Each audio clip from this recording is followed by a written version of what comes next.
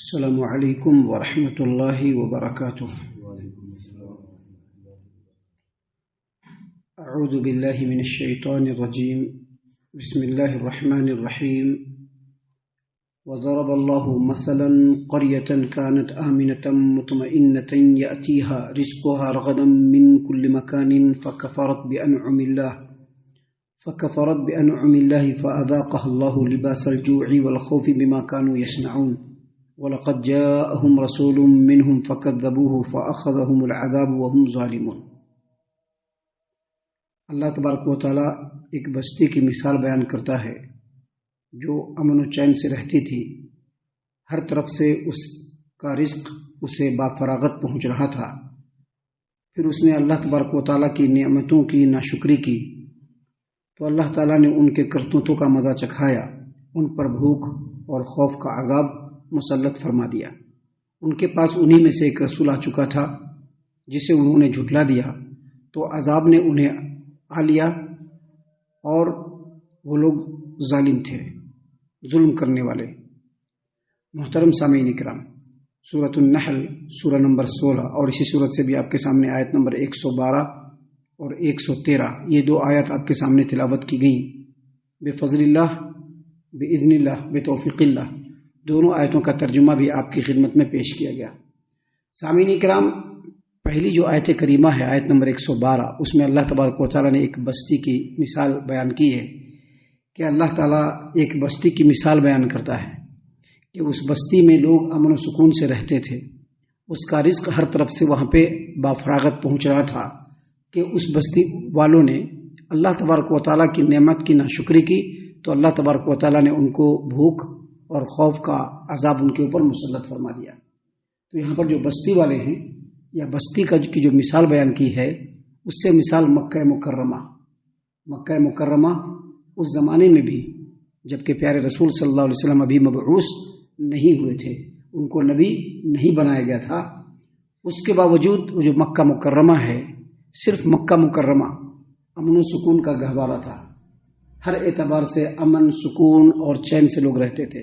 حالانکہ مکہ کے علاوہ جو عرب کے اندر دوسری بستیاں، دوسرے شہر جو تھے، وہاں پر لوٹ مار کا بازار بالکل گرم تھا۔ کوئی بھی قافلہ اگر ادھر سے گزرتا تھا تو جس بستی سے گزرتا تھا بستی والے اس کو لوٹ لیتے تھے۔ چونکہ مکہ والے کعبہ کے متولی تھے، قریش کعبہ کے متولی تھے، تو کعبہ کے متولی ہونے کی وجہ سے لوگ ان کا بڑا ادب و احترام کرتے تھے۔ ان کا قافلہ، تجارتی قافلہ، پورے عرب میں جہاں سے بھی گزرتا تھا لوگ اس کو ٹچ کرنے کی بھی ہمت نہیں کرتے تھے۔ اتنا ہی نہیں، اگر مکہ والے کسی کو لکھ کر کے، کسی قافلے والے کو لکھ کر کے دے دیتے کہ جو قافلہ ہے یہ قریش مکہ کے امن و امان میں سفر کر رہا ہے، جا رہا ہے، کوئی اس کو نہ چھوئے، تو اس قافلے کو بھی چھونے کی ہمت کسی کو نہیں ہوتی تھی۔ اس قدر امن و امان اور امن و سکون مکہ شہر کے اندر، مکہ بستی کے اندر تھا۔ یہاں پر اللہ تبارک و تعالیٰ نے اسی بات کو بیان کیا، وَضَرَبَ اللَّهُ مَثَلًا قَرْيَةً كَانَتْ آمِنَةً مُطْمَئِنَّةً، اللہ تبارک و تعالیٰ ایک بستی کی مثال بیان کر رہا ہے جو امن و چین سے رہتے تھے، وہاں پر بالکل سکون، کیونکہ سکون سے رہنے کی دعا کس نے کی تھی؟ سیدنا ابراہیم علیہ السلام نے۔ سیدنا ابراہیم علیہ السلام نے اپنے رب سے کہا کہ رب اجعل ھذا بلدا آمنا، اللہ تبارک و تعالیٰ یہ جو شہر ہے، یہ جو بستی ہے مکہ، اس کو امن و امان والا بنا۔ اور پھر سیدنا ابراہیم علیہ السلام کی دعا کی برکت کی وجہ سے، ان کے دعا کی قبول ہونے کی وجہ سے مکہ کے اندر ہر طرف سے، اطراف عالم سے کھانے پینے کا سامان چلا آتا تھا۔ آج بھی آپ جائیے، جا کے دیکھیے مکہ کے اندر، آپ مکہ کے اندر جا کے دیکھیے، کہیں پر کوئی باغ نظر نہیں آئے گا، لیکن وہ پھل بھی دکھے گا جو آپ کو دوسرے شہر میں نہیں ملے گا۔ کیوں؟ کیونکہ سیدنا ابراہیم علیہ السلام نے دعا کی تھی کہ اللہ تبارک و تعالیٰ ان کو پھلوں کی روزی دے، ہر طرف سے کھانے پینے کا غلہ، پھل فروٹ چلا آ رہا ہے۔ حالانکہ مکہ کے اندر کوئی پھلدار درخت بھی نہیں ہے، کوئی باغ بھی نہیں ہے، کوئی غلے کا کوئی کھیت بھی نہیں ہے، حتیٰ کہ جانوروں کے کھانے کے لیے گھاس پات بھی نہیں اگ رہا تھا، لیکن اس کے باوجود اتنے امن و سکون سے کہ اللہ تبارک و تعالیٰ نے فرمایا وَضَرَبَ اللَّهُ مَثَلًا قَرْيَةً كَانَتْ آمِنَةً مُطْمَئِنَّةً يَأْتِيهَا رِزْقُهَا رَغَدًا مِنْ كُلِّ مَكَانٍ، ان کی روزی ہر طرف سے بافراغت ان کو مل رہی تھی. اسی درمیان میں اللہ تبارک و تعالیٰ نے ان کو نعمت سے نوازا. نعمت کیا؟ رسول کریم صلی اللہ علیہ وسلم کو رسول بنا کر کے بھیجا. یاد رکھیے، رسول کریم صلی اللہ علیہ وسلم اس پورے عالم کے لیے نعمت. اگر کوئی آدمی نبی کریم صلی اللہ علیہ وسلم کے اوپر ایمان نہیں لاتا ہے، اس سے بڑا بد نصیب اس روئے زمین پر کوئی نہیں. اگر کوئی آدمی مسلمان ہونے کے بعد بھی نبی کریم صلی اللہ علیہ وسلم کی اطاعت و فرما برداری سے رخ موڑ کر کے باپ دادا اور دنیا زمانے کے حساب سے چلنے کی کوشش کرتا ہے، اس سے بڑا بد نصیب اس روئے زمین پر کوئی نہیں. اللہ تبارک و تعالیٰ نے اس دنیا کے اندر بے شمار نعمتوں کو پیدا فرمایا، بے شمار نعمتوں کو دیا، لیکن کسی بھی نعمت کے اوپر احسان کا ذکر نہیں کیا. کسی بھی نعمت کے اوپر اللہ نے اس دنیا میں اور دنیا والوں کو، ہم کو، آپ کو بہت ساری نعمتوں سے نوازا، لیکن کسی بھی نعمت پر نہیں کہا کہ ہم نے احسان کیا.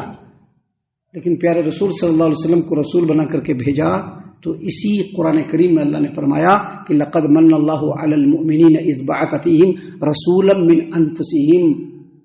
ہم نے ایمان والوں کے اوپر احسان کیا کہ انہی میں سے ایک رسول بھیج دیا. اللہ تبارک و تعالیٰ نے یہاں پر اسی چیز کو کہا ہے فکفرت بانعم اللہ. ان لوگوں نے اللہ تبارک و تعالیٰ کی نعمت کی ناشکری کی.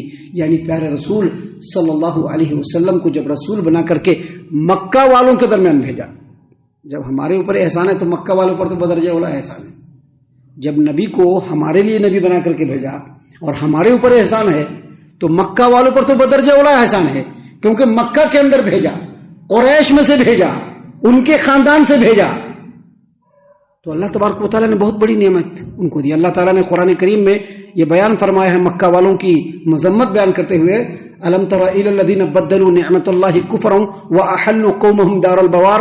کیا تم نے نہیں دیکھا ان بستی والوں کو جنہوں نے اللہ تبارک و تعالیٰ کی نعمت کو کفر سے بدل دیا؟ کیا مطلب؟ نبی کو نبی بنا کر کے بھیجا، لیکن ان لوگوں نے نبی کو نبی ماننے سے انکار کر دیا اور اپنی قوم کو تباہی و بربادی کے گھر میں اتار دیا. اللہ تبارک و تعالیٰ نے یہاں پر کہا کہ بستی بڑی اطمینان و سکون سے وہاں کے لوگ رہ رہے تھے، ہر طرف سے بافراغت رزق ان کو مل رہا تھا. فکفرت بانعم اللہ. لیکن بستی والوں نے اللہ تبارک و تعالیٰ کی نعمت کی ناشکری کی. کیسے ناشکری کی؟ نبی صلی اللہ علیہ وسلم کو رسول بنا کر کے اللہ تبارک و تعالیٰ نے بھیجا.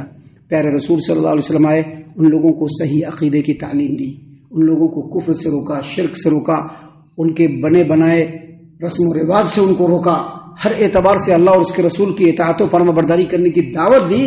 لیکن ان لوگوں نے انکار کر دیا، کہا کہ نہیں مانیں گے، کہا کہ نہیں مانیں گے. جیسے کہ آج بھی لوگ کہتے ہیں کہ نہیں مانیں گے. آج بھی لوگ کہتے ہیں، مسلمان کہتے ہیں کہ نہیں مانیں گے، نہیں مانیں گے.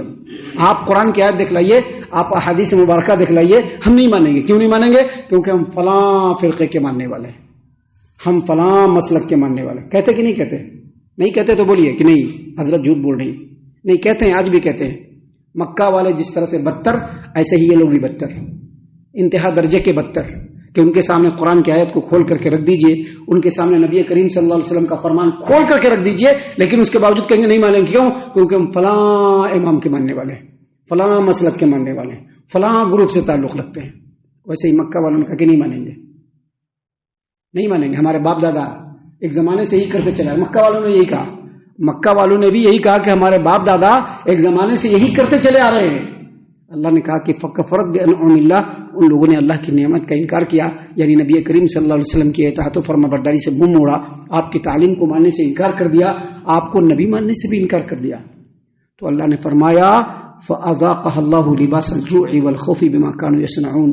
اللہ تبارک و تعالیٰ نے ان کے اوپر جو خوشحالی تھی وہ سوکھے میں بدل دیا، قحط سالی میں بدل دیا. سوکھا پڑ گیا، باہر سے کھانا پینا آنا بند ہو گیا، امن و سکون بالکل ختم ہو گیا.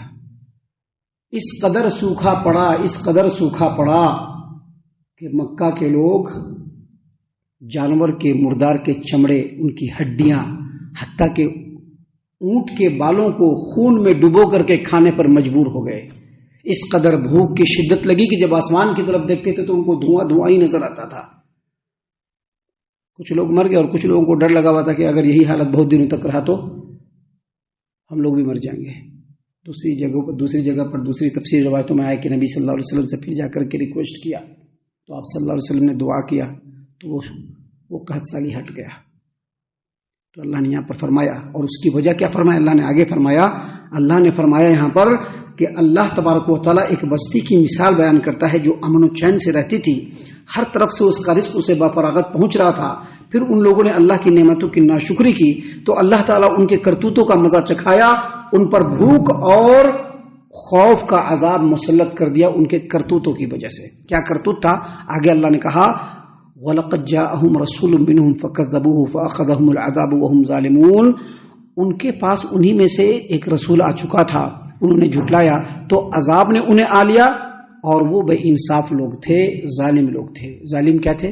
جو اللہ نے بھیجا تھا اس کو نہیں مانا, اس کے بجائے اپنے دل کی ماننا شروع کر دیا.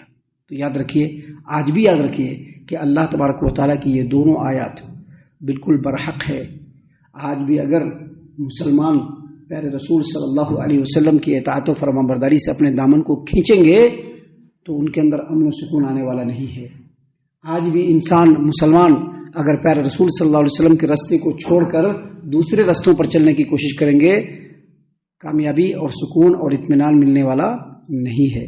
ہم اللہ سے دعا کرتے ہیں کہ اللہ تعالی ہم تمام کو ان تمام باتوں کے اوپر خوب غور و فکر اور تدبر کرنے کے ساتھ ساتھ ان باتوں کے اوپر عمل کرنے کی بھی توفیق عطا فرمائے, آمین.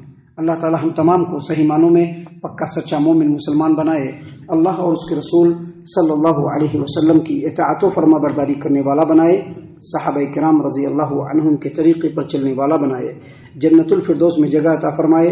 اے اللہ ہم تمام کو جہنم سے پناہ دے, اے رب العالمین ہم تمام کو جہنم سے پناہ دے, اے مالک الملک ہم تمام کو جہنم سے پناہ دے, آمین یا رب العالمین.